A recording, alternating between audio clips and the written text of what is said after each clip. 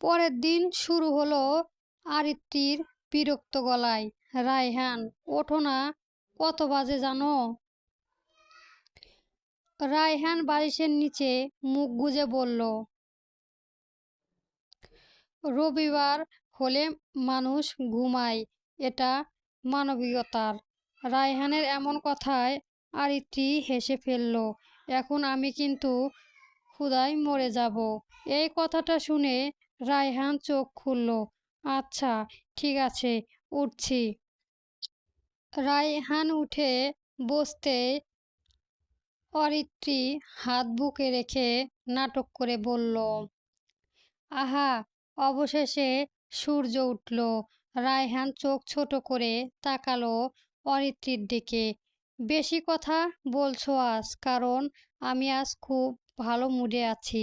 রায়হান ভ্রু তুলে বলল, সন্দেহজনক। আরিত্রি এগিয়ে এসে তার গালে চুমো দিয়ে বলল, এখনো সন্দেহ আছে? রায়হান হেসে, না, এখন তো পুরো বিশ্বাস হয়েছে। রায়হান ফ্রেশ হয়ে আসলে হঠাৎ অরিত্রি বলে বলে শোনো, আজ বাইরে যাব। কোথায় জানি না, তুমি ঠিক করো। রায়হান হেসে বলল, বাহ, দায়িত্ব পুরো আমার ঘাড়ে। স্বামী মানেই তো দায়িত্ব। রায়হান অরিত্রির দিকে তাকিয়ে নরম গলায় বলে, তুমি যখন পাশে থাকো দায়িত্ব হালকা লাগে। অরিত্রির চোখ নামিয়ে ফেলল। এই কথাগুলো সে প্রকাশ্য শুনতে অভ্যস্ত না, তবু ভেতরে ভেতরে খুব ভালো লাগে। বিকেলের দিকে দুজনেই রেডি হয়ে বের হলো। প্ল্যান শুরু, শহর ঘেরা, গাড়িতে মিউজিক বাজছে হালকা। অরিত্রি জানালার বাইরে তাকিয়ে বলল, জানো, আগে ভাবতাম বিয়ে মানে অনেক নিয়ম। এখন এখন বুঝি বিয়ে মানে একজন মানুষ যে পাশে বসে থাকে। রায়হান হালকা হেসে বলল, পাশে না বসলে সমস্যা, তখনই তো বেশি সমস্যা। অরিত্রি ইচ্ছে করে রায়হানের কাঁধে মাথা রাখলো। রায়হান কিছু বলল না, শুধু গাড়ির গতি একটু কমিয়ে দিল। কিছুক্ষণ পর গাড়ি থামলো ঢাকার এক শান্ত জায়গায়, ধানমন্ডি লোকের পাশে, সবুজ অংশে। এখানে ডিট কম, বাতাস বেশি। গাড়ি থেকে নামতেই অরিত্রি গম্ভীর শ্বাস নিল। অরিত্রি রায়হানের দিকে তাকিয়ে বলল, এখানে তো অনেক দিন আসিনি, আমি জানতাম তুমি এই জায়গাটা পছন্দ করো। রায়হান এই ছোট খেলার জায়গা বিষয়গুলোই অরিত্রির বুকে ভেতর আলাদা আলো জ্বালিয়ে দেয়। তারা হাঁটতে শুরু করলো। লোকে পানি নড়ছে হালকা ঢেউয়ে, পাখির ডাক শোনা যাচ্ছে। দূরে কেউ কেউ হাসছে, কেউ ছবি তুলছে। রায়হান হঠাৎ অরিত্রীকে বলল, হাত দাও। অরিত্রী অবাক হয়ে তাকালো। এখানে? হ্যাঁ। অরিত্রী হাত বাড়িয়ে দিল। রায়হান খুব আলতো করে অরিত্রীর হাত ধরে রাখলো। লোকের পাশে আছে একটা ছোট ক্যাফে, খোলা বাতাস জায়গা, গাছের ছায়া, সেখানে হালকা মিউজিক বাজছে। তারা বসলো জানালার পাশে। অরিত্রি কফির কাপ হাতে নিয়ে বলল, আগে এসব খুব সাধারণ লাগতো, এখন এখন বুঝি সাধারণ মুহূর্তই সবচেয়ে দামি। রায়হান অরিত্রির দিকে তাকিয়ে রইল আর মনে মনে ভাবল, এই মেয়েটা কষ্টের ভেতর দিয়েই বড় হয়েছে, তবু অভিযোগ শেখেনি। একটু পর বের হয়ে তারা হাঁটতে হাঁটতে আইসক্রিম কিনলো। অরিত্রি এক কামড় খেয়ে বলল, ঠান্ডা। রায়হান হেসে বলল, তোমার মতোই। কি মিষ্টি আর ঠান্ডা? অরিত্রি ভ্রু কুঁচকে তাকিয়ে বলল, খুব ফ্লার্ট করছো আজ। বড় বউ থাকলে একটু করতেই হয়। অরিত্রি হেসে বলল, তাও ঠিক। এরপর সেখান থেকে বের হয়ে তারা কেনাকাটা করলো। অরিত্রির রুম ডেকোরেশনের অনেকগুলো জিনিস কিনলো। অনেকগুলোই পেইন্টিং, একটা ফটো স্ট্যান্ড কিনলো অরিত্রি। এরপর রায়হানের দিকে তাকিয়ে বলল, এইটা আমাদের একটা ছবির প্রিন্ট করে সাইড টেবিলে রাখবো। রায়হান হেসে বলল, আচ্ছা, ঠিক আছে। কিন্তু অরিত্রি কিছু ভাবতে থাকে, এরপর বলে উঠল, কোন ছবি এখানে রাখবো? আমাদের তো বিয়ের কোনো ছবি নেই। রায়হান অরিত্রীর দিকে তাকিয়ে কিছুক্ষণ ভেবে বলল, খুবই চিন্তার বিষয়। তবে I have our solution. Aritri চমকে তাকালো রায়হানের দিকে। কি? আমি রিসিপশনের প্রোগ্রাম করব। অরিত্রী অবাক হয়ে পাগল তুমি? কেন, সমস্যা কোথায়? না, কেমন যেন মনে হচ্ছে বুড়ো হয়ে গেছি, এইসব এখন লজ্জা লাগবে। অরিত্রী এমন কথা শুনে রায়হান সাজরে হেসে উঠল। কিছুক্ষণ পর রায়হান অরিত্রীর কপালে আস্তে একটা টোকা দিয়ে বলল, ম্যাডাম, একসাথে বুড়ো বুড়ি হাতে এখনো অনেক বাকি। আর দিন তো বাচ্চায় বাচ্চায়, তাই না? অরিত্রীর চোখ মুখ উল্টোয় বলল, মানুষ এর শখ দেখে বাঁচি না। রাত নেমেছে অনেক আগেই। বাড়িতে ঘিরে গিয়েছে অদ্ভুতভাবে নীরবতা। অরিত্রী আর রায়হান বাহির থেকে ফিরে প্রথমে নিজের রুমে যায়।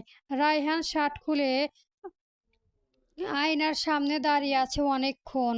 আজ তার মাথার ভেতরে শুধু একটা কথাই ঘুরছে, আমাদের বিয়েটা অসম্পূর্ণ রয়ে গেছে। একটু পর ড্রয়িং রুমে নামলো রায়হান। বাড়ির সবাই বসে আছে এখানে। দাদা সোফার মাঝখানে, চশমাটা নাকের ডগায়। মামুনি পাশের চেয়ারে, অনিমা, সীমান্ত, রুদ্র, সবাই। রায়হান আসতে যেন ঘরের বাতাসটাই বদলে গেল। রায়হান ধীরে বলল, কিছু কথা ছিল। দাদা মাথা তুলে তাকালো, এরপর বললেন, হ্যাঁ বলো না, কি বলবি? রায়হান এক পা এগিয়ে এসে একটু থামলো, তারপর বলল, আমি আবার বিয়ে করতে চাই। কথাটা পড়ল ঠিক যেন বজ্রপাতের মতো। এক মুহূর্তে ঘরটা স্তব্ধ হয়ে গেল। অনিমার চোখ বড় হয়ে গেল। সীমান্ত চমকে উঠল। রুদ্র অবাক হয়ে তাকিয়ে রইল। এরপর সবাই একসাথে বলে উঠল, কি? রায়হান নিজেও বুঝতে পারল কথাটা এমনভাবে বের হওয়া উচিত ছিল না। সে একটু থমথম খেয়ে তাড়াতাড়ি বলল, না না, মানে অরিত্রীকেই। একটু জিভ দিয়ে ঠোঁট ভিজিয়ে আবার বলল, আই মিন আমাদের বিয়ের প্রোগ্রামটা করতে চাই। এরপর ঘরে ধীরে ধীরে নিঃশ্বাস ফেলল। দাদা চশমা খুলে হাতে নিয়ে বললেন, ও এইটা বল। রায়হান মাথা নিচু করে বলল, আমাদের বিয়েটা হুট করে হয়ে গিয়েছিল, কাউকে জানানো হয়নি, কোনো আয়োজনও হয়নি। সে একটু থেমে গম্ভীর গলায় বলল, কিন্তু অরিত্রী সেই মেয়ে না যাকে আমি চুপচাপ একটা জীবন দিয়ে দেই। ও প্রাপ্য সম্মান নিয়ে ঘরে আসবে। আমি চাই সবাই জানুক রায়হান মির্জা কাউকে বউ করেছে। দাদা ধীরে হেসে বললেন, হ্যাঁ, এটা তো ভালোই কথা। অনিমা মুচকি হেসে সীমান্তরের দিকে তাকালো। রুদ্র হেসে বলল, ভাই, এবার কিন্তু বড়সড় কিছু হতেই হবে। রায়হান হালকা নিঃশ্বাস ছাড়ল। ঠিক তখনই সিঁড়ির দিকে থেকে শব্দ এলো। সবাই একসাথে তাকালো সেই দিকে। অরিত্রী ধীরে ধীরে নিচে নামলো। সে সব শুনছে। অরিত্রী নিচে নেমে এসে শান্ত গলায় বলল, তুমি সত্যি আবার শুরু করছো? রায়হান অরিত্রীর দিকে তাকালো। এই তাকানোতেই ছিল না রোমান্টিকতা। এরপর সে একদম সিরিয়াস মুখে বলল, yes, I am serious. Raihan একটু ঘুরে মামুনির দিকে তাকিয়ে বলল, মামুনি, তুমি নানাকে ফোন দিয়ে জানাও। মামুনির সঙ্গে সঙ্গে মাথা নেড়ে বলল, আচ্ছা, আজকে জানাবো। ঘরের ভেতর হালকা হাসি ছড়িয়ে পড়ল। কিন্তু অরিত্রী তখনও দাঁড়িয়ে আছে। রায়হান ধীরে তার কাছে এসে খুব নিচু স্বরে বলল, তোমাকে আমি গোপনে বউ বানাইনি অরিত্রী।